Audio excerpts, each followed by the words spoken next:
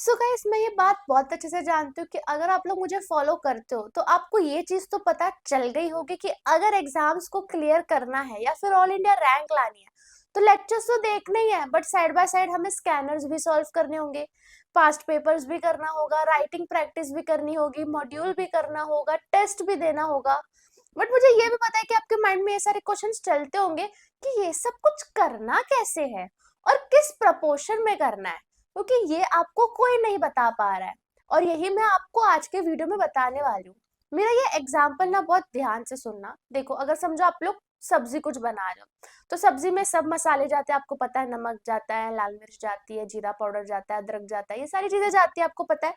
अब आप मेरी बात समझो कि अगर सब्जी में नमक हमने ज्यादा डाल दिया, मिर्ची कम डाल दी, इस सारा प्रोपोर्शन उल्टा नीचे कर दिया, तो क्या बनेगा? डिजास्टर बन के आएगा बाहर। यही तो हो रहा है आपके साथ कि आपको आपके यूट्यूब हो गया, यूट्यूब नॉलेज हो गई, सोशल मीडिया हो गया, कोचिंग हो गया, इससे पता तो चल रहा है कि ये सारी चीजें आपको करनी है, बट कैसे करनी है, कितनी करनी है, ये नहीं आपको कोई बता पा रहा है। दैट्स वाई आपका जो आउटकम आना चाहिए वो नहीं आ पा रहा है एंड आप शायद फेल ही हो रहे हो बार बार। तो इसलिए ये जानना बहुत जरूरी है कि मॉड्यूल को रीड करना है तो कैसे करना है, राइटिंग प्रैक्टिस करनी है तो कैसे करनी है, स्कैनर सॉल्व करना है कैसे करना है, कितना करना है। सो यही हम आज के वीडियो में जानेंगे। So yes friends, welcome back to my channel. This is Neha Patel and इस वीडियो को हम 3 पार्ट में डिवाइड करने वाले हैं। पहले पार्ट में हम देखेंगे कि स्कैनर्स को कैसे सॉल्व करते हैं, दूसरे पार्ट में हम देखेंगे कि राइटिंग प्रैक्टिस कैसे करते हैं, एंड तीसरे पार्ट में हम देखेंगे कि मॉड्यूल को एक्चुअल में रीड कैसे करते हैं, इंटरप्रेट कैसे करते हैं और कितना कितना करना है, सारी चीजें इन डेप्थ हम देखने वाले हैं। एंड गाइस, एक और गुड न्यूज है मेरे पास आप लोग के लिए कि अगर आप लोग मेरे साथ पर्सनल बेसिस पे कनेक्ट करना चाहते हो, कुछ स्टडी डाउट है, कुछ भी इश्यू है, तो रैंकर्स वेव में अभी जाके अपने आप को साइन अप कर दो, क्योंकि 800 प्लस बच्चों ने साइन अप कर दिया है। लिंक डिस्क्रिप्शन पे डाल रही हूँ। यहाँ पे क्या होता है, तो जैसे आपको टेस्ट सीरीज देनी होती है सीएस की, तो आप आंख बंद करके रैंकर्स वेव में आ सकते हो, बिकॉज पूरी हमारी ऑल इंडिया रैंक की टीम बैठी है जो टेस्ट सीरीज के क्वेश्चन पेपर बनाए हैं, प्लस आपका रिव्यू चेकिंग भी ऑल इंडिया रैंकर करने वाली है। उसके बाद यहाँ पे मेंटोरशिप प्रोग्राम्स भी होता है। वीकली बेसिस पर आपको मेंटोरशिप भी दी जाएगी कि आप कहाँ पढ़ाई में लैग कर रहे हो, कौन से आपके स्ट्रॉन्ग वीक पॉइंट्स है। डेली वीकली टारगेट्स आपको दिए जाएंगे। अगर आपको नहीं समझ में आ रहा कि कैसे पढ़ाई करनी है तो वो सारी चीजें भी आपको समझाई जाएगी। यहाँ पे टेस्ट सीरीज चैप्टर वाइज भी होती है, फुल मॉक टेस्ट भी होती है, तो बिल्कुल कंसिडर करना। अगर आपको टेस्ट सीरीज देनी है तो रैंकर्स वेव की आप ले सकते हो। और क्या होता है ना, कभी कभी आप मेरे से डाउट पूछते हो, कमेंट्स में हो गया या इंस्टाग्राम पे डीएम हो गया, ईमेल हो गया, तो स्किप हो जाता है मेरे से। तो प्रायोरिटी डीएम की सर्विस भी मैंने एनेबल कर दी है, उसकी भी लिंक मैं डिस्क्रिप्शन पे डाल रही हूँ। जैसे कि आप यहाँ पे स्क्रीन पे देख सकते हो, मेरे को इंस्टेंट बेसिस पे व्हाट्सएप पे मैसेज आ जाता है कि आपके डाउट्स क्या है, एंड मैं विद इन मिनट्स उस मैसेजेस का डाउट क्लियर भी कर देती हूँ। तो इस चीज का भी पूरा यूज करना गाइस आप। ओके, तो ये सारे लिंक्स मैं डिस्क्रिप्शन पे डाल रही हूँ। Now let's start with our video. पहले मैं आपको बताने वाली हूँ कि स्कैनर को कैसे सॉल्व करते हैं। तो गाइस, मेरे हाथ में सुचिता प्रकाशन की स्कैनर है। आप पास्ट पेपर्स भी उठा सकते हो या फिर आपको कोई और स्कैनर होगा, कुछ भी होगा तो वो भी ले सकते हो, बट मेरे पास सुचिता प्रकाशन की स्कैनर है, मैं इसी से पढ़ाई करती थी। अब इसमें स्कैनर को आपको कैसे यूज करना है, देखो, स्कैनर में ना स्टार्टिंग में आपको एक ग्राफ दिखेगा प्लस एक टेबल भी दिखेगा कि भाई इसमें इंपॉर्टेंट चैप्टर कौन से है, किस में से कितने क्वेश्चंस पूछे जाते हैं, कितने मार्क्स के क्वेश्चन पूछे जाते हैं, ये सारी चीजें आपको उस टेबल से पता चल जाएगी। तो इससे आपको आइडिया लग जाएगा कि कौन सा इंपॉर्टेंट चैप्टर है, प्लस ग्राफ भी दिया हुआ है। तो ये जो इंपॉर्टेंट चैप्टर्स है उस पर आपको ज्यादा ध्यान देना है। प्लस अगर आप चैप्टर वाइज जब भी कोई स्कैनर सॉल्व करो तो चैप्टर में स्टार्टिंग में ना चैप्टर एट ग्लांस दिया रहता है, उसको बहुत अच्छे से पढ़ रहे हो, वो समरी है उस चैप्टर की कि क्या क्या है। प्लस उसमें आपको एक टेबल दिया रहता है जिसमें दिखाया जाता है कि शॉर्ट नोट्स इतने पूछे है, डिस्क्रिप्टिव इतना पूछा है, डिस्टिंग्विश इतना पूछा है, वो भी एक बार चेकआउट कर लेना। और 2018 के बाद से जो क्वेश्चंस है ना उसको थोड़े ज्यादा सीरियसली बेसिस पे सॉल्व करना, वो प्रायोरिटी बेसिस पे रखना, क्योंकि उसके पहले के थोड़े पुराने या फिर आउटडेटेड हम बोल सकते हैं हो गए। तो 2018 के बाद के क्वेश्चंस को आप थोड़ा इंपॉर्टेंस देना। अब स्कैनर सॉल्व करने के 2 तरीके हैं। यहाँ तो देखो मैंने क्या किया था, मेरे टाइम पे एक आईएलजीएल करके सब्जेक्ट था जो अभी शायद आपको जीआईजीएल है, उस टाइम पे मेरा वो एमसीक्यू था।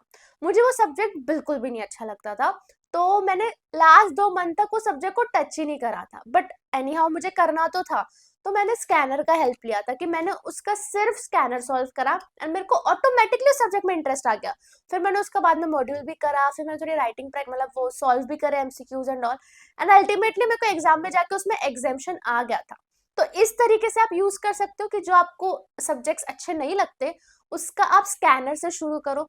सेकेंड तरीका है कि जैसे ही आपका चैप्टर पढ़ के हो जाता है, आप इंस्टेंट बेसिस पे उसका स्कैनर सॉल्व कर लेना, वो चैप्टर सॉल्व कर लेना, तो आपका पास्ट पेपर वाइज भी सॉल्व हो गया। स्कैनर को कितना टाइम देना है, तो गाइज यहाँ पे अभी आपको स्कैनर को बहुत ज्यादा टाइम देना है, इंपॉर्टेंस देनी है, प्रायोरिटी देनी है, क्योंकि अभी आपके सिर्फ दिसंबर अटेम्प्ट की मैं बात करूँ तो 3 महीने बच गए।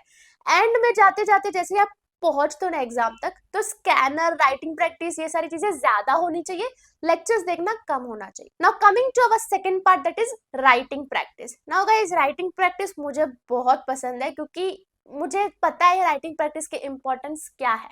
जो बच्चे समझते ना ये चीज कि भाई आपको अल्टीमेटली एग्जाम में जाके लिखना है, उसको पता होगा, वो डेली राइटिंग प्रैक्टिस करेगा। अब आप भी शायद करना चाहते हो बट आपको नहीं पता कैसे करनी, तो मैं आपको बताती हूँ राइटिंग प्रैक्टिस आप कहाँ कहाँ से कर सकते हो। पहले ये जान लेते हैं, मॉड्यूल के पीछे क्वेश्चंस होते हैं, उस क्वेश्चन से आप राइटिंग प्रैक्टिस कर सकते हो। स्कैनर में क्वेश्चंस होते हैं, वहां से राइटिंग प्रैक्टिस कर सकते हो। आईसीएसआई के गाइडलाइन आंसर्स में क्वेश्चन होते हैं, वो क्वेश्चन उठा के राइटिंग प्रैक्टिस कर सकते हो।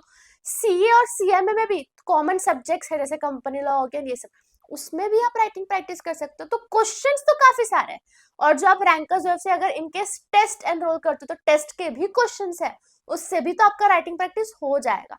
तो क्वेश्चंस तो आपको बहुत सारे मिल जाएंगे, वहां से आप राइटिंग प्रैक्टिस कर सकते हो। अब सेकंड ये आता है कि कैसे करें। तो देखो यार, अगर आपकी राइटिंग बहुत ही बुरी है, आपको पता ही नहीं चलता कि कैसे करना है, तो देख कर लिखो, जितना हो सकता है उतना स्टार्टिंग में देख कर लिखो, कोई प्रॉब्लम नहीं है। और अगर आपको पता है, आपके दिमाग में फ्रेम हो रहा है पैराग्राफ के, मैं ऐसे लिखूंगा ऐसे लिखूंगा, तो बिना देख के लिखो और फिर चेक जरूर करना। फॉर इंस्टेंस, अगर आपने स्कैनर का कोई क्वेश्चन उठाया है तो स्कैनर से फिर उस आंसर को चेक भी करना कि मैंने बराबर लिखा है, क्या गलती हुई है। इंस्टेंट बेसिस पे आपको चेक भी करना होता है कि कहाँ मिस्टेक हुई है कहाँ नहीं। तो इस तरीके से आप राइटिंग प्रैक्टिस करो, एंड डेली बेसिस पर मैं आपको बोलूं आधा घंटा आप राइटिंग प्रैक्टिस करो, इफ आप पहली बार अटेम्प्ट दे रहे हो और अगर आपका राइटिंग सही है। बट अगर आप मल्टीपल अटेम्प्ट वाले स्टूडेंट हो और आपको राइटिंग में दिक्कत है, तो आपका दिन ना 50% जो आपकी पढ़ाई है वो राइटिंग प्रैक्टिस ही होनी चाहिए। बहुत ज्यादा आपको राइटिंग प्रैक्टिस करनी पड़ेगी। आईसीएसआई गाइडलाइन आंसर से पूरा पूरा क्वेश्चन पेपर उठा के देख देख के लिखो। तो इट डिपेंड्स अपॉन इंडिविजुअल कि आप पहली बार अटेम्प्ट दे रहे हो, मल्टीपल अटेम्प्ट दे रहे हो, आपकी राइटिंग कैसे, उसके हिसाब से आप डिसाइड करो कि आपको कितना राइटिंग प्रैक्टिस करना है। बट राइटिंग प्रैक्टिस तो करना है। Now coming to our third part कि मॉड्यूल्स को कैसे रीड करें। नाउ गाइस, मॉड्यूल रीड करने का एक अपना तरीका है, वो तो आप लोग को पता ही होगा, बट इसको आप पूरा रीड नहीं कर सकते हो, इट इज इम्पॉसिबल। अगर आप मॉड्यूल का एक एक लाइन रीड करने गए तो आपको जन्म लग जाएंगे, ये जन्म तो निकल जाएगा आपका। तो कैसे करना है, देखो मॉड्यूल में ना बीच बीच में केस स्टडीज दी हुई होती है, या फिर बीच बीच में एग्जाम्पल्स के लिए ना सम्स दिए होते हैं, मॉड्यूल के पीछे क्वेश्चंस होते हैं, ये सारी चीजें आपको अच्छे से करनी है। जो केस स्टडीज बीच में दी हुई होती है वो बहुत इंपॉर्टेंट होता है, उसको हाईलाइट करो, वो कभी ना कभी तो इंस्टीट्यूट पूछने ही वाला है कैसे ना कैसे। तो वो सब चीजें इंस्टीट्यूट ने भी तो अपने मॉड्यूल में हाईलाइट करी हुई है, तो उस सब चीजों पे ज्यादा ध्यान दो। एंड जब सोने जाओ उसके आधे घंटे पहले मॉड्यूल को थोड़ा रीड कर लो, लैंग्वेज पर्पस के लिए, लैंग्वेज समझने के लिए, कि ताकि आप लिख सको। तो इस तरीके से आपको मॉड्यूल रीडिंग करना है, सब कुछ नहीं रीड करना, इंपॉर्टेंट इंपॉर्टेंट चीजें ही पढ़नी है, इंपॉर्टेंट इंपॉर्टेंट चीजें ही रीड करनी है। सो yes friends, that's it. I hope आपको ये क्लियर हो गया होगा कि आपको राइटिंग प्रैक्टिस कब कितनी करनी है, पास्ट पेपर्स कब कितने करने हैं, मॉड्यूल कैसे करना है। टेस्ट का तो आप कोई टेंशन लो ही मत, टेस्ट के लिए यू हैव रैंकर्स वेव, तो उसमें आप जाके आराम से टेस्ट दे सकते हो। एंड हाँ, अगर कुछ और भी डाउट आपका रह गया हो तो आप कमेंट सेक्शन पे डाल देना, मैं बिल्कुल कोशिश करूंगी कि आपके कमेंट्स, हर एक कमेंट्स चेक कर पाऊँ और उसको रिप्लाई भी कर पाऊँ। बाकी ये चीज तो आपको पता है ना, I am always there for you. और कुछ भी रहेगा तो हम मिलते हैं दूसरे वीडियो में। Bye, best of luck.